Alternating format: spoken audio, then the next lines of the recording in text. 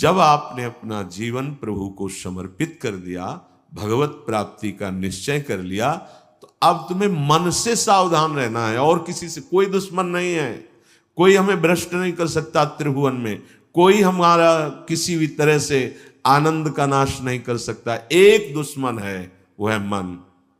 ये बहुत अनुभव की बात कहते हैं।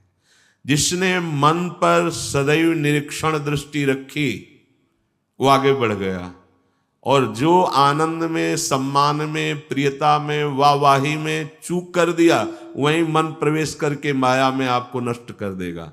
लक्षण मन के पास क्या है खजाने में? जब मन के आप अनुकूल चलेंगे, मन के अनुकूल, तो आपको क्या देगा? शोक, विषाद, दुख, क्लेश, कष्ट, संताप, भय, उद्वेग, ये आपको देगा। अगर आप प्रभु के अनुकूल चले, मन जितना आपको आकर्षित करे भोगों के, उसको डांट के उसकी बात ना सुनकर प्रभु के अनुकूल चले, तो इनमें से कोई भी दोष आपके अंदर नहीं रह जाएगा। ना आपके अंदर शोक होगा, ना विषाद होगा, न दुख होगा, न क्लेश, न कष्ट, न संताप, न भय, न उद्वेग, कुछ नहीं रहेगा। निश्चय, ये बात निश्चय समझ लो, सारा का सारा मन का एक खेल है। जो सब दुखी हैं, सब परास्त हो रहे हैं, सब जल रहे हैं, उसका कारण मन है। ये मन प्रत्येक श्वास यदि अपने प्रभु के सुमिरन में अर्पण कर दी जाए और मन की बात ना मानी जाए, तो प्रसन्नता बढ़ने लगे। स्वाभाविक दो बातें कह रहे हैं। पहली बात तो हर श्वास में नाम जप चले। दूसरी बात, मन की बात नहीं माननी है। इससे लड़ना पड़ेगा। बिना लड़े कोई परमार्थ का योद्धा विजय श्री प्राप्त नहीं कर पाता, और ये बहुत रुलाता है, बहुत दुख देता है। यही प्रतिकूल हो जाता है। पहले फुसलाएगा आपको, तन्मय करेगा, इसे छू लेते हैं, इसे देख लेते हैं, इसे भोग लेते हैं, बड़ा सुख मिलेगा। और आपने यदि उसके अनुकूल कर लिया, तो वही फिर शोक, विषाद, दुख, क्लेश, अशांति ये फेंकेगा।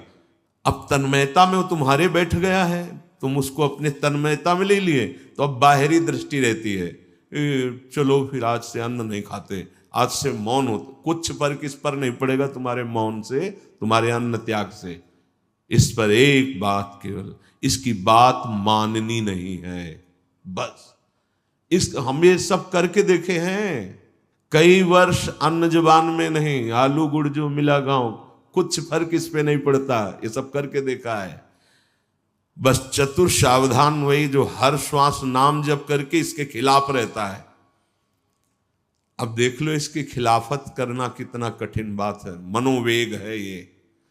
इस वेग को जो सह गया उसको महात्मा, टूट गया वही दुरात्मा बना देता है। बहुत निंदनीय आचरणों से युक्त है मन। आप देख लो, अगर इसको सुधारना चाहते तो इसके खिलाफ कमर कसनी पड़ेगी आपको। जबरदस्ती इसको भजन में लगाना पड़ेगा और इसकी बात नहीं माननी होगी। नाम में बड़ी सामर्थ्य है। मतलब ये जो हम कह रहे हैं, अब कैसे तुम्हें स्थिति कैसे बताएं, ये बड़ी ऊंचाई से गिरा देता है मन। ये कोई छोटी मोटी शक्ति नहीं है मन। इंद्रियाणाम मनुष्यास्मि, ये भगवत स्वरूप है। ऐसा खेल रचा गया है माया का, ऐसा रचना रची गई कि अगर इसका सपोर्ट ना करो तो जीना मुश्किल है। ध्यान देकर देखो, सारा खेल तो इसी के अंतर्गत, और सपोर्ट करो तो जीना मुश्किल है। अब निकलो इस खेल से, निकलो तो परम पद मिल जाएगा। बस जिसने नाम जपा, हरिराम व्यास जी एक पद में कहते हैं, नियंता पतितन को हरि नाम। यही हमारे अंदर कमी हो रही है, इसीलिए हम हार रहे हैं मन से। हम इन सब बाहरी बातों को कोई महत्व नहीं देते। एक है, केवल एक, वही अनेक रूप रखकर तुम्हारे सामने आ रहा है, छुपा छुपी का खेल खेल रहा है। ये अगर मान सम्मान प्रतिष्ठा है, नाटक है माया का, कुछ इससे नहीं होने वाला। कोई इससे आत्म शांति नहीं प्राप्त होती, इससे आत्मानंद की अनुभूति नहीं होती। ये उपलब्धि ना मान ली जाए हाँ कि बहुत ऐसा, ये सब स्वप्न है, स्वप्न है। वो एक जादूगर विविध रूपों में आके कह रहा है पहचान, अगर मेरे मार्ग का पथिक है तो पहचान, मैं तेरे सामने हूं। तो पहचानना तो भूल जाते हैं। अरे बहुत बड़ा सूक्ष्म खेल है, जीत गए तो ब्रह्मा भी नमस्कार करेंगे, ये ऐसा खेल है। भगवत नाम में इतनी सामर्थ हरिराम व्यास जी ने। नियंता पतितन को हरि नाम, उचरत ही मुंह कुचरत कलिको, खोज न राखत श्याम। नियंता पतितन को हरि नाम। यदि श्वास श्वास, दो बातें भी पीछे बहुत ध्यान से सुनना। मन की बात नहीं माननी, इतनी सामर्थ्य आपको कहां से मिलेगी? बोले श्वास श्वास नाम जप करना होगा, इसी से विजय होगी। मन की बात नहीं माननी, वो हर समय विषय पेश करता रहता है। जैसे आप किसी होटल में बैठे हो तो पर्चा दे देते ना, आप बोलिए इसमें से क्या चाहिए, ऐसे हर समय पेश करता रहता है। पूरे त्रिभुवन में इसी का शासन चलता है, मन का। क्या चाहिए? आपने अगर किसी में भी दस्तखत कर दिए और शास्त्र विरुद्ध आचरण है तो गिरा देगा आपको। बहुत होश में, बहुत होश में। वो होश तब माना जाएगा जब हर श्वास आपका नाम चल रहा है। जो ही नाम आपकी जिह्वा में हर श्वास चलेगा तो मुंह कुचरत कलि को, ये जो कलि अभद्र वर्णत सहस, ये कामादिक दोष, इन सबके मुंह को कुचरता है हरि नाम। इसीलिए और साधनों में प्रीति हो जाएगी, नाम जपने में नहीं होगी। और नाम जपने में हो गई तो आप जीत जाएंगे, जीत जाएंगे। हरस्य हरि नाम जपत जय। नाम आनंद प्रदान करते हुए आपको बचाता रहेगा, मन की चाल दिखाता रहेगा, उससे कैसे बचना ये युक्ति बताता रहेगा। खोज न राखत श्याम, फिर श्याम सुंदर की खोज नहीं करनी पड़ेगी। नाम चल रहा है ना, यही अब तुम धोखे में नहीं डाल सकते। किसी सूझ वाली आंख ने पहचान की, कण कण में झांकी भगवान की। मेरा प्रीतम सब रूपों में है। ये नाम आपको अनुभव कराएगा। नाम जप नहीं है तो कुछ नहीं होने वाला।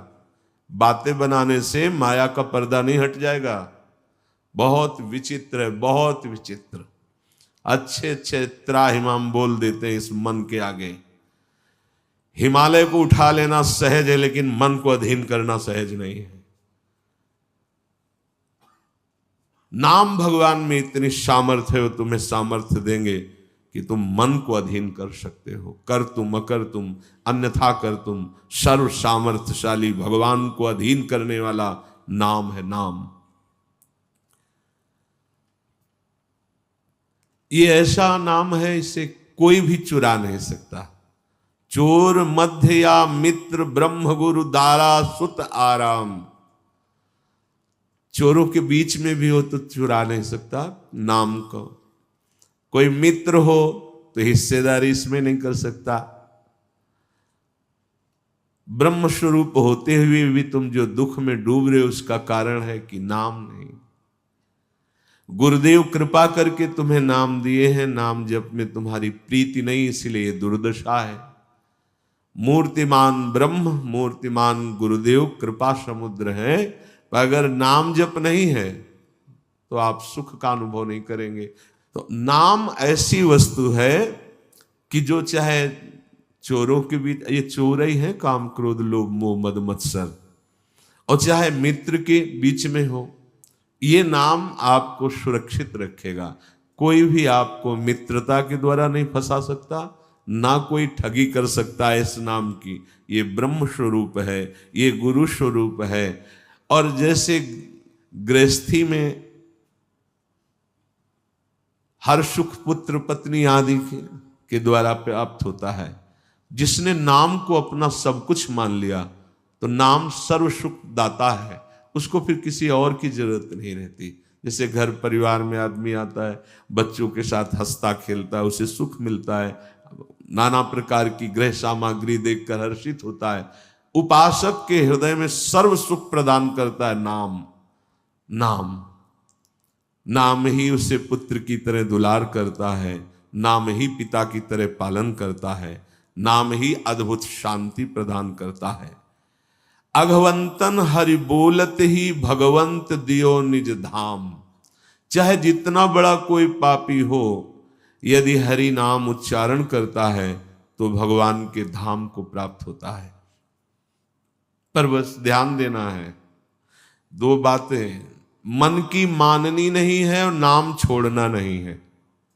अगर नाम जप कर रहे हो, ये अनुभव की बात कह रहा हूं, इसलिए कोई प्रश्न की गुंजाइश नहीं। और मन के अनुसार तुम आचरण करोगे और नाम जब भी कर रहे हो तो भी आनंद का अनुभव नहीं होगा।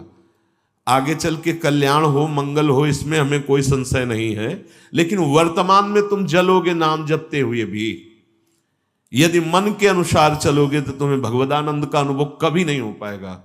शरीर छूटने के बाद भगवान जैसे अजामिल को परम पद, वो बात अलग है, लेकिन वर्तमान में जीवन मुक्तता और आनंद का अनुभव मन की बात न मानने से होगा। ये जो मन हमें गलत सलाह दे रहा है, ये जो मन हमें भोगों में फंसा रहा है, आप चाहे जितना प्रयास करें, ये आनंद का अनुभव नहीं होने देगा। छाती की बात कहते हैं, किसी के पढ़े लिखे समझाने की बात नहीं, यहां की बात। अगर विषय सेवन मन के अनुसार हो रहा है तो साधन होने पर भी भगवदानंद का अनुभव नहीं होगा, नाम जपने पर भी भगवदानंद का अनुभव नहीं होगा। ये रोकना होगा। धर्म विरुद्ध आचरण के लिए मन जो हमें सलाह देता है, नहीं मानना होगा। हरिपद पंकज छत्र छाह बिन मिटे न दुख रवि घाम। नियंता पतितन को हरि नाम। हरि के चरणारविंद का आश्रय, मुख में नाम, मनमानी आचरण पर शासन, फिर ये संसार की धूप उसको लगती नहीं है। फिर दैहिक दैविक भौतिक कोई भी ताप उसे स्पर्श नहीं करता है। जो हमें आनंद अनुभूति स्थिति प्राप्त होनी चाहिए, वो स्थिति नहीं है। बिना स्थिति के बातों से माया पर विजय प्राप्त नहीं की जा सकती। इसलिए नाम जिह्वा से और बुद्धि एकदम सावधान होकर मन की हर चेष्टा पर निरीक्षण। मंगलमय भगवान ऐसा विधान बनाएंगे कि आप सर्वदा सुखी और प्रसन्न रहेंगे यदि आप ऐसे चलेंगे। भगवान हमारे विचारों को देखते रहते हैं। ध्यान से सुनना, तुम जो विचार अंदर कर रहे हो वो भगवान देख रहे हैं। जब भगवान देखते हैं कि इसकी आशा का विषय संसार है, मैं नहीं हूं, तो अब बाहरी हमारी क्रियाएं भक्ति की हो रही हैं, आशा संसार की है, तो भगवदानंद का अनुभव नहीं हो रहा है, हाथ में विफलता लगती है। बिल्कुल अक्षरशः ऐसा ही है। बहुत गुस्सा लगती है मन पर, बहुत गुस्सा कभी कभी लगती है कि ये साधकों को नष्ट करने के लिए हर समय जाल बुनता रहता है। जैसे मकड़ी जाल बुनते है, ऐसे ही बुनता रहता है जाल, और ये खुद जलता है, खुद परेशान होता है, खुद बंधन युक्त होता है। यही बड़ा विचित्र खेल इस मन का, बड़ा विचित्र। महीना 2 महीना हो तो लड़ ले, पूरे जीवन लड़ना, तभी परम पद प्राप्त होता है। पूरे जीवन जरा सी चूक होती फंसा देता है, निराश कर देता है, उदास कर देता है। भगवान तुम्हारे अंदर के विचार को देखते हैं। तुम्हारे विचार में यदि आंतरिक संसार के सुखों की आशा है तो वो आपके अंदर हैं, अनुभव में नहीं आएंगे।